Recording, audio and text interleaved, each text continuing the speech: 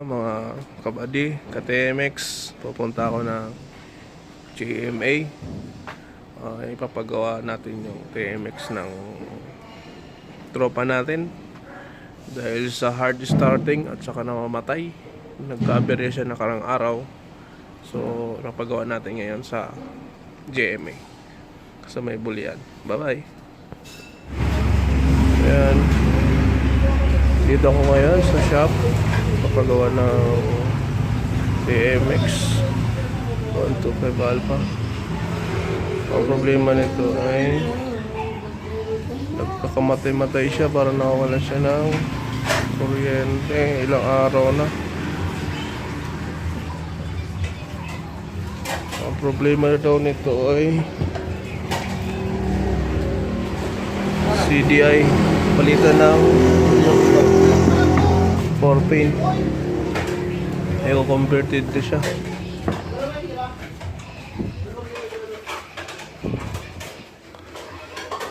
Ayan. So ang problema nito hindi dito sa stator. Papalitan na siya ng CDI. Convert na. May battery operated.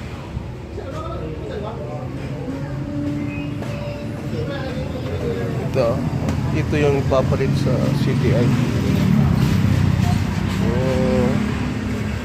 Kasi yung CDI niya maliit, papalit na ng yung dati. Ito yung papalit ngayon. Ipa 4-pin na siya, battery operated.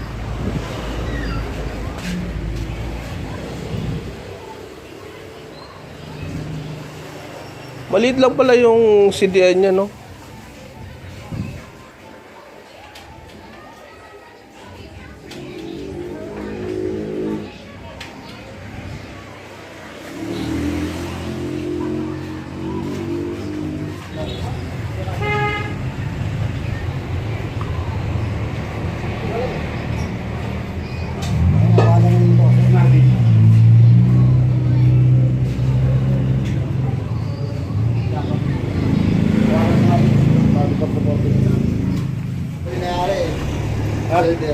Welder, may-ari niyan.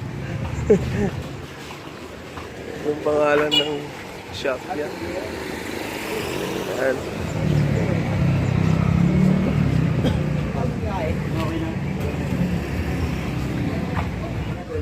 Yung nakakaproblema ng ibang TMX na Alpha 125, ang karamihan daw nito stator. Pero pag umaandar pa naman yung motor, kaya pa naman ng stator, kaso mahina ng supply ng kuryente.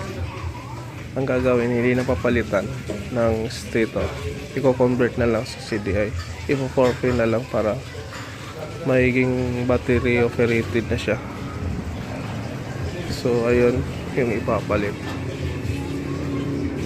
kasi kahit masira na yung stator, meron pa rin siya, aandar pa rin siya kasi naka-battery operated pa rin siya. Ang mangyayari pag once gano'n, ang masisira nito katagalan yung stator, ano niya, hindi stator, yung electrifier niya masisira at papalitan na lang electrifier. Yun.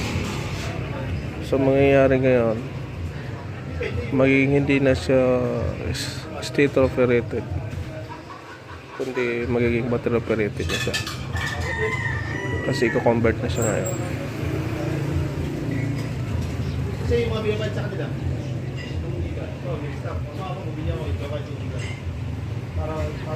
Dito lang ito shop sa may Bulihan, malapit sa simbahan.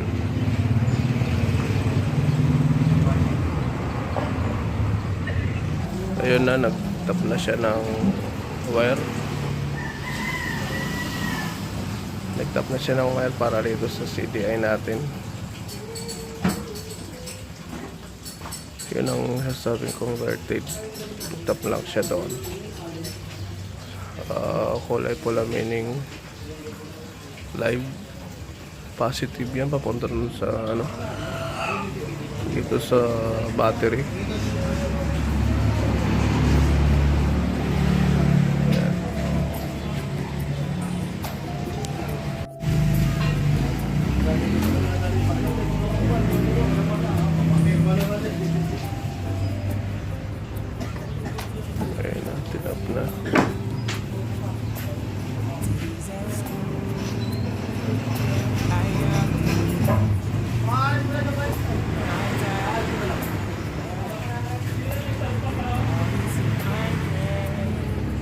I can't wait to go to bed.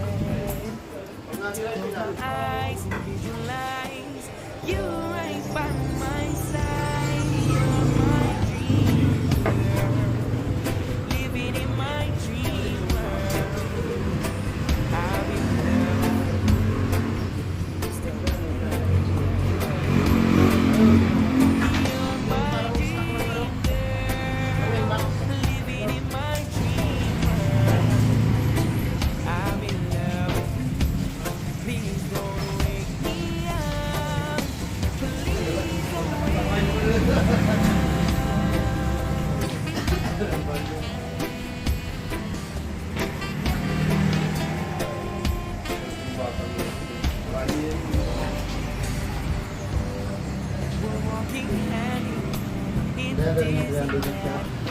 Eh, kasi mo nila, pag daw natabasan, ganun pa rin, tapos na siya.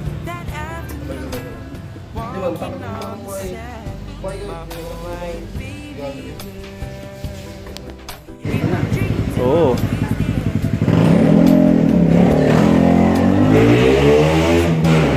Ang hirap niyan yung doon ako napahinto. Hirap mag-start. Oh. One click lang ah. Hindi kagaya kanina ah. Ang haba pa ng starter. Saka kahit anong diin. Kaya one click na lang siya. Oh, okay. Ganyan po, Ah, ganyan po. sakit talaga to ng TMX.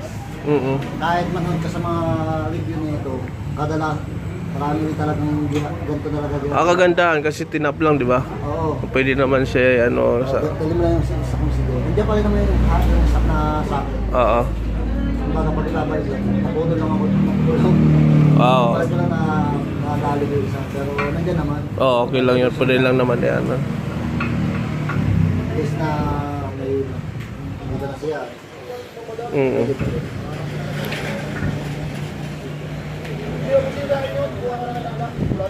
Wala naman tayo sinula.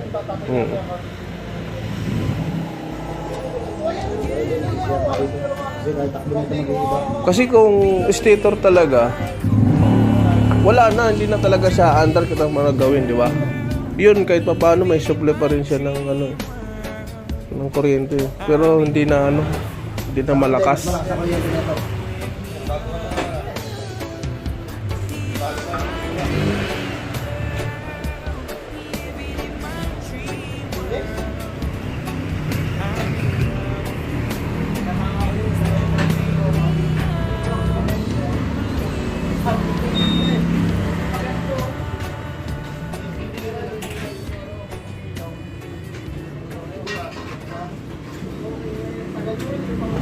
Hindi magkasya.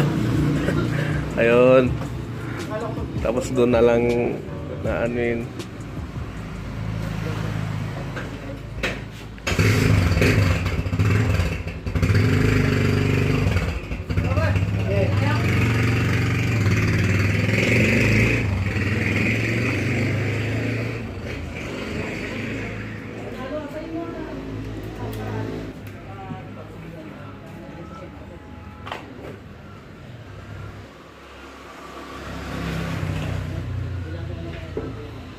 Ayun, one click na lang. Hindi na mahirapan. Eh, Jack, palitan ka. Oo.